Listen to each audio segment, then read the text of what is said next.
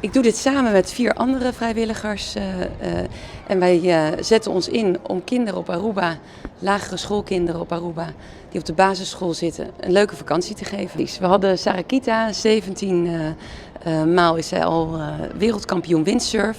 Sarakita komt uit Aruba, woont op Aruba, maar is natuurlijk ook heel veel ergens anders. En had vandaag gelukkig tijd voor ons om hier te zijn. We konden daarom het eerste boekje aan haar overhandigen. En dat was echt een eer. Zij heeft namelijk vroeger ook heel veel met haar ouders ondernomen. Althans, haar ouders hebben haar gestimuleerd. Maar ook zelf vond ze het heel leuk om heel veel verschillende dingen te doen. En dat betekent dat zij daardoor ook het windsurfen heeft leren kennen. En haar talent op dat gebied heeft ontwikkeld. En dat is ook een beetje het doel wat wij hebben met Boekie die Pret. Wij vinden het ontzettend belangrijk dat kinderen een leuke zomervakantie hebben.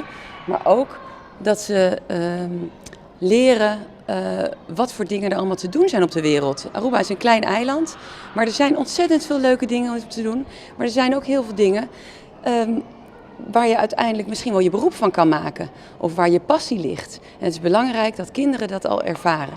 En daarom maken wij Boekie die Pret. Het is de tweede keer. We hebben vorig jaar een pilot gedaan. Toen hebben we 11 scholen benaderd.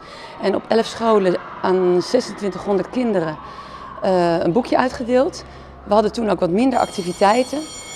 Maar dat was een groot succes. Dus dit jaar doen we dat met alle basisscholen. Dus alle basisschoolleerlingen. En dat betekent bijna 9000 kinderen. Ja, we willen natuurlijk alle scholen bedanken waar we straks gaan komen. We hebben deze school als eerste waar we uitdelen. Maar vanaf volgende week vrijdag, dus 9 juni, gaan we de andere scholen uitdelen. En de week erop ook. We willen natuurlijk de kinderen bedanken. Alvast voor hun enthousiasme en we hopen dat ze heel veel activiteiten gaan doen.